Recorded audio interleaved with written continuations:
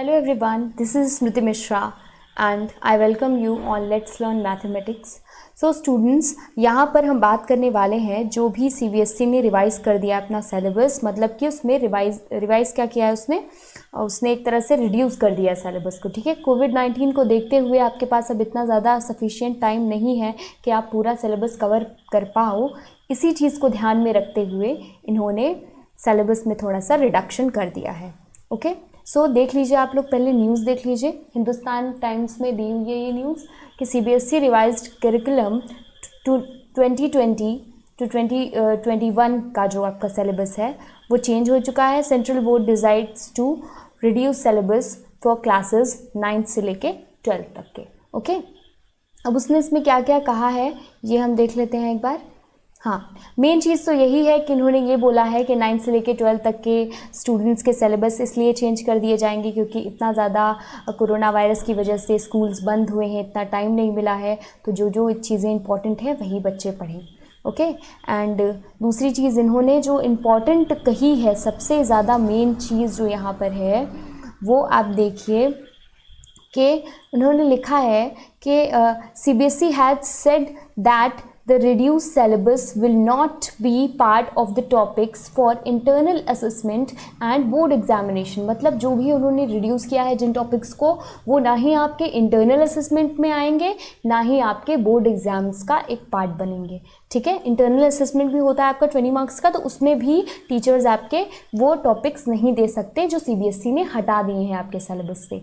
Okay, I think समझ में आ गया। एंड दूसरी चीज़ ये है, the heads of schools and teachers may ensure that the topics that have been reduced are also explained to the students to the extent required to connect different topics, CBSE added. देखिए, इन्होंने यहाँ पे ये चीज़ कही है कि मान लीजिए ऐसा है कि कुछ टॉपिक्स रिड्यूस कर दिए गए हैं, वो टॉपिक्स ज़रूरी हैं पढ़ाना दूसरे टॉपिक्स को जो कि आपके सिलेबस में हैं, उनको एक्सप्लेन करने के लिए जो टॉपिक्स हटा दिए गए हैं उन्हें समझाना बहुत ज़रूरी है। तो अगर ऐसा है तो ठीक है, आप एक लिमिट तक उन्हें समझा सकते हैं जितनी ज़रूरत है अगले नेक्स्ट टॉपिक को समझने के लिए। ठीक है, तो वो चीज़ समझाई जा सकती है, बट पर्टिकुलरली उस टॉपिक से कोई क्वेश्चन आपके एग्जाम में नहीं आने वाला है। ओके, सो आप न्यूज़ देख लीजिए अच्छे से। एक बार और मैं कर देती हूँ, देख लीजिए आप न्यूज़ अच्छे से। आई थिंक आप लोगों ने देख ली। ठीक है, न्यूज़ अच्छे से पढ़ना है जिसे वो पढ़ ले। ओके, आई थिंक देख ली। अब हम चलते हैं अपने सिलेबस की तरफ। अब देखिए स्टूडेंट्स, आपका जो पिछला सिलेबस था, जो सिलेबस आपका रिवाइज नहीं था, उसकी हेल्प से मैं आपको बताना चाहती हूँ कि क्या क्या चेंजेस आए हैं। ओके, एंड चेंजेस में भी पता है क्या हुआ है, उसमें आपका सिर्फ और सिर्फ सिलेबस घटा है। ठीक है, कुछ उसमें बढ़ा नहीं है, सिर्फ घटाया गया है ड्यू टू कोविड। ठीक है, सभी को पता है, तो बस घटा है सिलेबस। ओके, सो देखिए यहाँ पे आपको sets and functions, algebra, coordinate geometry, calculus दिख रहा है, मैथमेटिकल रीजनिंग दिख रहा है, स्टैटिस्टिक्स एंड प्रोबेबिलिटी दिख रहा है। ठीक है, तो जो चीज़ें हटी हैं बस मैं वही बताऊँगी। तो देखो, मैथमेटिकल रीजनिंग आपको दिख रहा है ना, ये हट गया है, क्रॉस। ठीक, ये हट गया है पूरी तरह से, इसका कहीं भी जिक्र नहीं है आपके आने वाले चैप्टर से। ऐसे आप पढ़ सकते हो इसको, ठीक है, बट आपके एग्जाम में नहीं आएगा ये चीज़ कहना चाह रही हूँ मैं। ये टोटली कह दिया गया है। ठीक है, CBSE ने बोला है कि जो चैप्टर्स नहीं आएंगे, जो चैप्टर्स काट दिए गए हैं, ना ही इंटरनल असेसमेंट होगा उन चैप्टर्स से रिलेटेड एंड ना ही एग्जाम्स में वो क्वेश्चन दिए जाएँ, चाहे वो 11th के लिए हो चाहे 12th के लिए। तो अब देखिए फर्स्ट चैप्टर की बात करते हैं, सेट्स एंड फंक्शंस की। इसमें देखिए सेट्स चैप्टर जो आपका है उसमें जो क्या लिखा हुआ है, डिफरेंस ऑफ सेट्स है। ठीक है, ये वाला जो टॉपिक है, डिफरेंस ऑफ सेट्स। ठीक है, and properties of complement of set and properties of complement. ठीक है, ये जो चीज़ मैं अंडरलाइन कर रही हूँ ये चीज़ हटा दी गई है। ठीक है, ये चीज़ आप ध्यान दीजिएगा, इस चैप्टर में हटा दी गई है, बाकी सब सेम वैसे ही है। ओके, अब देखिए रिलेशंस एंड फंक्शंस की बात करें, मैं हर चैप्टर में बस अंडरलाइन करती जा रही हूँ जो चीज़ें इसमें से हटा दी गई हैं। अब देखिए इसमें अप टू आर क्रॉस, अभी तक आप जो है कि ट्रिपल प्रोडक्ट जो है कि पढ़ते थे इसका। ठीक है, आर क्रॉस आर का, अब आप बस आर क्रॉस आर का मतलब 2 का ही बस पढ़ोगे, ट्रिपल नहीं पढ़ना है आपको। Okay, sum difference product and questions of functions. ठीक है, ये चीज़ जो है कि आपकी हट गई है और सब कुछ वैसे का वैसा ही है इस चैप्टर में भी। ऑलराइट, नाउ अब देखिए आपका नेक्स्ट चैप्टर है ट्रिगोनोमेट्रिक फंक्शंस। अब ट्रिगोनोमेट्रिक फंक्शंस में क्या क्या आपके चेंजेस आए हैं ये देखने वाली बात है। इसमें जो ये चीज़ दी हुई है ट्रिग्नोमेट्रिक फंक्शंस में, general solutions of trigonometric equations of the type sin y sin a cos y is equal to cos a tan y is equal to tan a, इस टाइप का जो है ये चीज़ दी हुई है। बस यही हटा है, जो मैं अंडरलाइन कर रही हूँ बस वही हटा है। ठीक है, इससे क्वेश्चंस आपके नहीं आएंगे इस टॉपिक से रिलेटेड। और बाकी सब जो भी नीचे लिखा है पुराने सिलेबस में भी जो मैं अंडरलाइन कर दे रही हूँ उसे छोड़कर बाकी सब वैसे का वैसा ही है। ठीक है, तो कोई टेंशन लेने की ज़रूरत नहीं। अभी मैं नया सिलेबस भी आपको दिखा दूँगी, क्योंकि अब मैं बता आपको सकती हूँ कि चेंज क्या हुआ है, वो तो मैं आपको पुराने सिलेबस की हेल्प से ही बता पाऊँगी ना, इसलिए मैं लिख रही हूँ इसे। अब देखिए प्रिंसिपल ऑफ मैथमेटिकल इंडक्शन तो पूरी तरह से काट दिया गया है। ठीक, ये आने वाला नहीं है आपका चैप्टर। सेकेंड है आपका complex numbers and quadratic equations. ठीक है, सो इसमें आपका क्या हुआ है, polar representations of complex numbers. ठीक है, ये है, ये जो है ये चीज़ हटा दी गई है। ठीक है, and square root of a complex number, ये चीज़, ये दो चीज़ें इसमें हटा दी गई हैं, बाकी सब कुछ सेम वैसे ही है। फिर जब चैप्टर पढ़ाया जाएगा तो आपको पूरा पढ़ाया जाएगा बेटा, बस एग्जाम्स में आपको ये चीज़ नहीं आएंगी, वो मैं बता दे रही हूँ। ठीक है, पहले से ही आप स्पेशल फोकस उन्हीं टॉपिक्स पे रखोगे अपने एग्ज़ाम के लिए, 11th के एग्ज़ाम के लिए, तभी रखोगे, उसी टॉपिक्स पे रखोगे जो कि आपके एग्ज़ाम में आने वाले हैं। ठीक है, क्योंकि आगे चल के फिर सिलेबस चेंज होगा ही होगा, जब कोविड की कंडीशंस ठीक हो जाएंगी तब ये सारी चीज़ें इतनी हटाई नहीं जाएंगी। ठीक, फिर से हो सकता है सब कुछ ऐड कर दिया जाए। ऑलराइट, सो रेडी रहना चाहिए इंसान को, आगे आप कॉम्पिटिशन भी आपको देना है, तो वो सारी चीज़ों को देखते हुए आपको पढ़ाई तो सब करनी पड़ेगी, क्योंकि सारे टॉपिक्स जो आपके हैं वो इंटरलिंक्ड हैं। ठीक है, सो ये सारी चीज़ें। अब देखिए लीनियर इनइक्वालिटीज़ सबसे पहले हम देखते हैं। इसमें लीनियर इनइक्वालिटीज़ में आपका कोई चेंज नहीं हुआ है, नो चेंज। ठीक है, नो लिख दे रही हूँ बस मैं। ठीक है, नो। अब देखो नेक्स्ट में है आपका परमुटेशन एंड कॉम्बिनेशंस।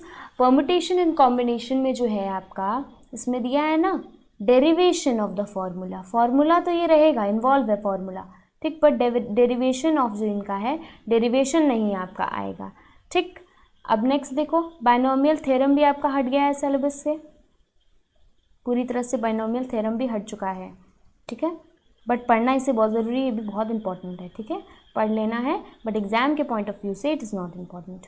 अब सीक्वेंसेस इन सीरीज़ में जो है तो जो स्पेशल सम्स यहाँ पे दिया हुआ है, फॉर्मूला ऑफ स्पेशल सम्स, या दिस वन, ये वाला पार्ट जो है कि आपका वो हट गया है। ये देखिए ये जो दिया हुआ है, ठीक, वो ये हट गया है, बाकी सब वैसे का वैसा ही है जैसे पहले था। ओके, नाउ कोऑर्डिनेट ज्योमेट्री पे चलते हैं। सबसे पहले चैप्टर है इसमें स्ट्रेट लाइंस। ठीक है, तो स्ट्रेट लाइंस में जो आपका ये टॉपिक होता था शिफ्टिंग ऑफ ओरिजिन, ये चीज़ हट गई है। ओके, एंड इसमें equation of family of lines passing through the point of intersection of two lines. ठीक, ये चीज़ हट गई है। ठीक है, ये दो चीज़ें इसमें हटी हैं, जो जो अंडरलाइन कर दे रही हूँ वो चीज़ें हटी हैं। आप स्क्रीनशॉट लेना चाहो स्क्रीनशॉट ले लो, या फिर अपने पुराने सिलेबस में देखा हो अगर आपने, प्रिंट आउट उसका निकलवा लो एंड अंडरलाइन कर लो। ओके, या फिर नया सिलेबस ही सीधे निकालो। चेंज क्या हुआ है बस वो दिखाने के लिए पुराना सिलेबस ज़रूरत पड़ रही है मुझे अभी। अब देखो कोनिक सेक्शंस में क्या चेंज हुआ है, कोनिक सेक्शन में यहाँ से चेंज हुआ है a straight line and a pair of intersecting lines। ठीक है, as a degenerated case of conic section। ये वाला जो पूरा पार्ट है आपका, ये पूरा आपका जो है कि नहीं आएगा, बाकी सब कुछ वैसे का वैसा ही है। ठीक है, अब नेक्स्ट देखिए आप introduction to 3D geometry. 3D geometry में इन्होंने क्या किया है, 3D ज्योमेट्री में बहुत सी बेसिक सी चीज़ें हैं, तो उसमें भी कोई चेंज नहीं किया है, ये वैसे का वैसा ही है। ठीक है, अब कैलकुलस में हम लोग चलते हैं। कैलकुलस का पार्ट जो है लिमिट्स एंड डेरिवेटिव्स, जिसका फर्स्ट चैप्टर है, इसमें क्या चेंज हुआ है? इसमें भी कोई भी चेंज नहीं हुआ है, कुछ नहीं है, ठीक है। जिस पर टिक लगा दे रही हूँ वो समझ लेना, एंड जिस पर नहीं लगा रही हूँ तो वो बोल तो दे ही रही हूँ मैं, ओके, तो समझ जाना। अब देखो मैथमेटिकल रीजनिंग जो है ये चैप्टर ही पूरा काट दिया गया है, ये नहीं आने वाला, ओके, ये चैप्टर क्रॉस है, ये पूरा चैप्टर ही नहीं है आपके में, काफ़ी कुछ बदलाव कर दिया है इन लोगों ने। अब स्टैटिस्टिक्स एंड प्रोबेबिलिटी में पहला आपका है स्टैटिस्टिक्स। अब इसमें क्या क्या चेंज है? इसमें देखिए यहाँ से analysis of frequency distribution with equal means but different variance, ठीक है, ये टॉपिक जो है ये हट गया है, ओके। अब नेक्स्ट देखिए प्रोबेबिलिटी में क्या है। प्रोबेबिलिटी में एक्सियोमेटिक सेट थियोरेटिक प्रोबेबिलिटी आपका जो है, एंड ये पूरा connection with other theories of earlier classes, ठीक है, यहाँ तक ये जो चीज़ है वो सारी ये चीज़ हटी है, एंड बाकी कुछ नहीं हटा है, बाकी सब वैसे का वैसा ही है, ठीक है। थोड़ी थोड़ी चीज़ें बीच में से हटी हैं जिन चैप्टर्स में, उसमें वो सारी चीज़ें भी पढ़ा दी जाएंगी आपको, ठीक, क्योंकि सीबीएसई ये बोलती है कि अगर दूसरा टॉपिक पढ़ाने के लिए जो कि सिलेबस में है, ठीक है, अगर उस टॉपिक को पढ़ाने के लिए आपको जो टॉपिक सिलेबस में नहीं है उसकी भी हेल्प चाहिए तो आप लोगे ही हेल्प, ठीक है, आप लोगे हेल्प, बच्चे को बताओगे वो चीज़।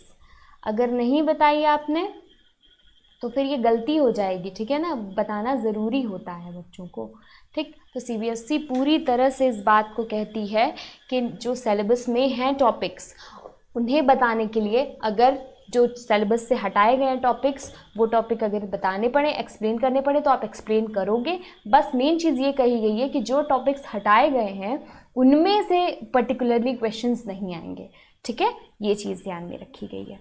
अब क्लास 12th की तरफ चलते हैं।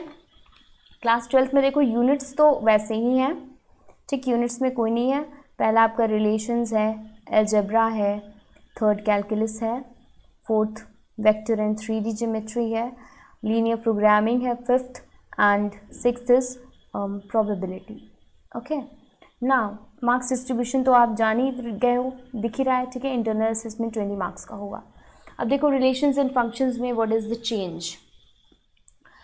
इसमें एक बड़ा चेंज आपका आया है फंक्शंस चैप्टर में। कॉम्पोजिट फंक्शंस जो आपके होते हैं, composite functions and inverse of a function, इन्होंने हटा दिया है, ठीक है, नहीं है इसमें, इस चैप्टर में जो जो रेड से अंडरलाइन है वो नहीं है, वो हटा दिया गया है, ठीक है। अब देखो inverse of trigonometric functions, graphs of trigonometric functions, ये चीज़ हटा दी गई है, okay. And elementary properties of inverse trigonometric functions, ये चीज़ इतनी हटा दी गई है इसमें से, ओके। बाकी सब इसमें वैसे का वैसा ही है, ओके। अब नेक्स्ट है आपका मैट्रिसेस। फर्स्ट है अलजेब्रा का चैप्टर। देखिए इसमें जो दिया हुआ है ये वाला topic, existence of non zero matrices whose product is the zero matrix restrict to square matrices of order 2, ठीक।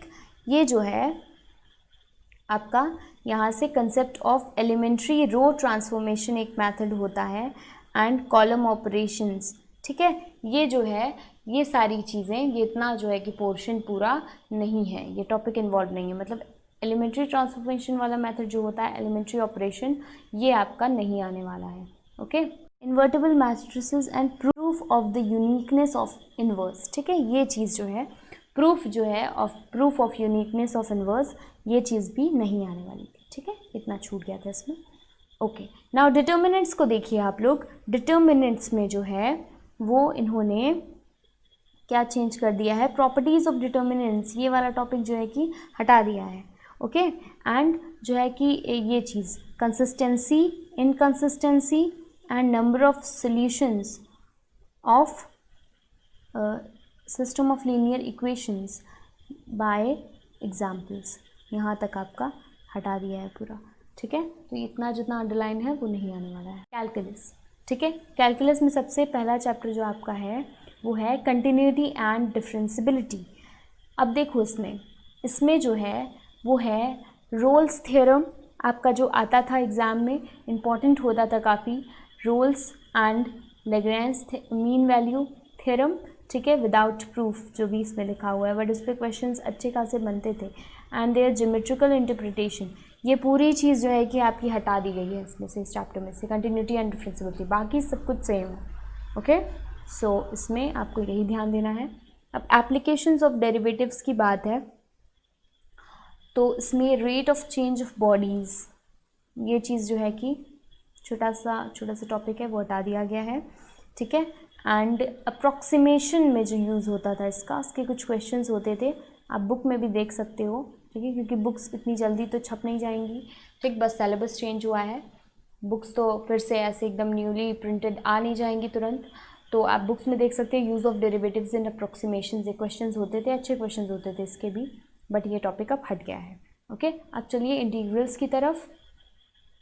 इंटीग्रल्स में आपका क्या हुआ है कि ये जो लास्ट में दो तरीके आपके दिख रहे हैं, ये टाइप एंड ये टाइप का इंटीग्रेशन जो है कि नहीं दिया है। जो आगे जो नया सिलेबस है उसमें ये चीज़ नहीं दी हुई है, एंड जो ये पुराना सिलेबस है आपका उसमें ये चीज़ दी हुई है। इसका मतलब ये है कि ये दोनों फॉर्मेट जो है आपके हटाए गए हैं। ओके, अब देखो, definite integrals as limit of sum. ठीक, ये चीज़ भी हटा दी गई है, लिमिट ऑफ सम वाला टॉपिक। ओके, बस इतना आपका चेंज हो गया है इंटीग्रल्स में। ऑलराइट, अब नेक्स्ट चलते हैं हम एप्लीकेशन ऑफ इंटीग्रल्स पे। एप्लीकेशन ऑफ इंटीग्रल्स में जो ये चीज़ है, area between any of the two above curves. ठीक है, अबव सेड कर्व्स मतलब दो कर्व्स होंगे अलग अलग, उनके बीच की एरिया, इस टाइप के क्वेश्चंस जो है कि नहीं इन्वॉल्व होंगे। ठीक, ये टॉपिक थोड़ा सा हट गया है, सिंपल है, सिंपल क्वेश्चंस बस इस पे आएंगे। नेक्स्ट देखिए, डिफरेंशियल इक्वेशन है फिफ्थ वन। इसमें जो है आपका topic formation of differential equation whose general solution is given, ये वाला टॉपिक जो है पूरा वो नहीं आने वाला है। ठीक, ये चीज़ हटा दी गई है। ओके, एंड बाकी सब कुछ वैसा ही है, कुछ चेंज नहीं हुआ है बाकी सब में। अब नेक्स्ट देखिए, vectors and 3D geometry. Vectors and 3D geometry में देखिए जो आपका ट्रिपल प्रोडक्ट होता था, scalar triple product of vectors. ठीक, ये टॉपिक आपका एक हट गया है और बाकी सब वैसे ही है, बाकी सब कुछ वैसे ही है। ओके, अब 3D ज्योमेट्री में देखिए क्या चेंज हुआ है। अब देखिए, angle between two lines and two planes, ये बहुत ही अच्छे इस पे क्वेश्चंस बनते थे, बट अब ये चेंज हो गया है। ठीक है, now next one is your linear programming. Linear programming में जो है आपका वो मैथमेटिकल फॉर्मुलेशन ऑफ एलपी। ठीक, ये चीज़ जो है कि एलपी प्रॉब्लम्स, ये जो है कि ये चीज़ हट गई है इसमें से। ठीक है, एंड जो ये चीज़ है कि feasible and infeasible reasons, bounded और अनबाउंडेड, तो इसमें से अनबाउंडेड वाला जो पार्ट है वो हट गया। अनबाउंडेड इस टाइप के जो है कि आपके क्वेश्चंस नहीं आएंगे, ये टॉपिक नहीं पढ़ाया जाएगा, बस बाउंडेड वाला पढ़ाया जाएगा। Okay, now next is probability.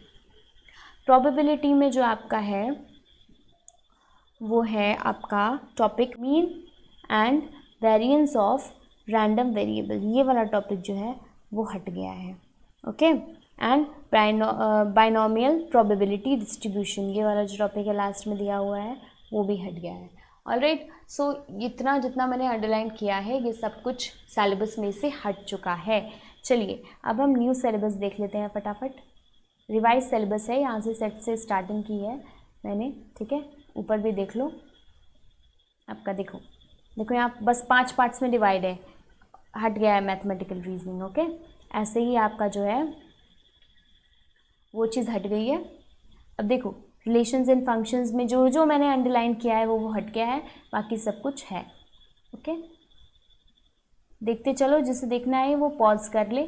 ठीक, अब फिर से इसे एक्सप्लेन करने की ज़रूरत नहीं है, यही आपका नया सिलेबस है पूरा, देखते जाइए सभी लोग। जहाँ से जिस टॉपिक में आपको मैच करना है, देखना है, वहीं से पॉज कर लो। ओके, ये तो सारी चीज़ें दूसरी हैं